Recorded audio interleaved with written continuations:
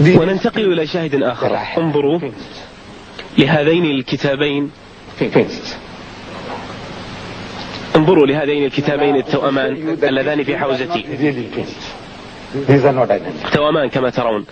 والآن لكي أبرهن أن هناك نوعا من الخداع، وأن تشابههما وتطابقهما ليس إلا في غلاف فقط، ولا أعلم هل يرغب القس في التعاون معي، وساعتها سأطلب منه أن يفتح الكتاب، وإلا سأضطر إلى طلب المساعدة من أحد الحاضرين، وأقول إذا تفضلت بمساعدتي فافتح من فضلك الإنجيل الإصحاح 37 من سفر أشعياء. لاحظوا هذان التوأمان اللذان نقرأ منهما، وذلك تروا بأعينكم كيف يخدعون ويضللون العالم المسيحي، وكيف طبعوا وأصدروا ملايين النسخ وخدعوا الناس العاديين أو العوام. سأعرض عليكم هذا وأظهره لكم، وأتمنى لو ساعدني ذلك. فلا أخذت هذا الكتاب يا سيدي، الإنجيل المقدس يا سيدي، افتحه في سفر أشعياء الإصحاح 37 وسأقرأ من الكتاب الذي معي لترى هل هما مطابقان أم لا. هل سمحت يا سيدي؟ المطلوب منك أن تتابعني بنظرك فقط لترى إذا كنت أقرأ بشكل صحيح من سفر أشعياء الإصحاح 37. Which verse? From verse 1, sir. الفقرة الأولى. So we don't have to search. 37. Isaiah. Got it, sir? هل تتابع يا سيدي؟ When King Hezekiah فلما سمع الملك حزقيا ذلك مزق ثيابه وتغطى بمسح ودخل بيت الرب. and went into the house of the Lord. هل تتابع يا سيدي؟ Yes. حسنا يستمر. And went into وأرسل اليقيم Eliakim, who was over الذي على البيت وشبنة الكاتب وشيوخ الكهنة متغطين بمسوح إلى أشعياء بن آموس النبي. prophet Isaiah the son of Amos. Verse 3. الفقرة الثالثة. فقالوا له هكذا يقول حزقيا هذا اليوم يوم شدة وتأديب وإهانة، لأن الأجنة دنت إلى الموالد ولا قوة على الولادة. There is no strength to bring them forth. It may be ولعل الرب إلهك يسمع كلام ربشقيا Rabakshah, الذي أرسله ملك أشور سيده ليعين الآلهة. not the living God. فيوبخ الكلام. Go on to verse 8.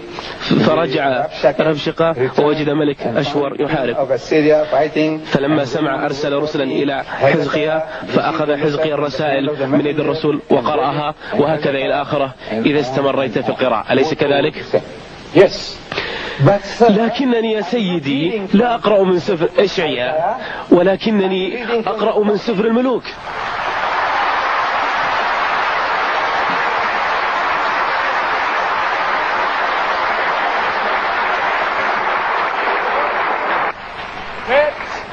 in your time, you'll explain that when your time comes. That's the greatness of the Bible.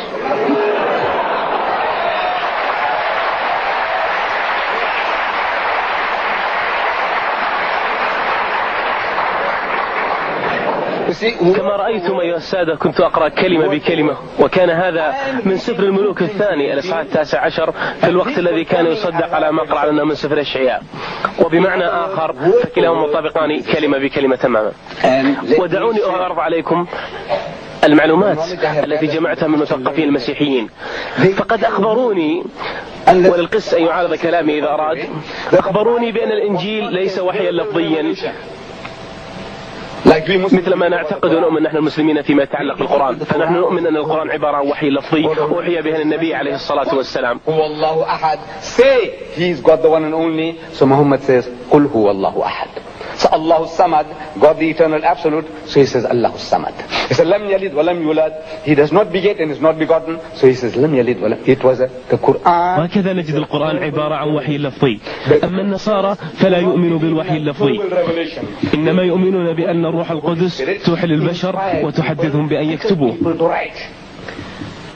لكن من الناحية العملية ليس بإمكان أحد أن يعيد صياغة ما قاله آخر كلمة بكلمة. فمثلا إذا حدثك شخص ما لتكتب عن هذا اللقاء، فليس بإمكانك أن تخرج نص متشابه مثل كلمة بكلمة مع نص لشخص بين الحضور، فالناس تختلف وحتى المقاعد تختلف وطريقة البشر، فلن يوجد اثنان متطابقان. لكن هنا متطابقين، وهذا معناه أن النص قد سرق، وهو نسميه في الأدب السطو. فهناك شخص ما قد انتحل ما كتب بالكامل وراح ينسخ كل شيء ويدعي نفسه ويقول هذا خاص بي، وهو نسميه بالسطو. ولو فعل أحدكم هذا أن يحاكم بتهمة السطو ويسجن بسبب ذلك. هكذا نجد أن الله منزه أن يفعل ذلك، فليس من المعقول أن الله يملي كلام على أحد الأنبياء ثم ينسى ما وحي به وتجسم معناه تكرار كلمة بكلمة وعبارة بعبارة وفاصلة بفاصلة ووقف بوقف. إن الله منزه أن يفعل ذلك. وحتى روح القدس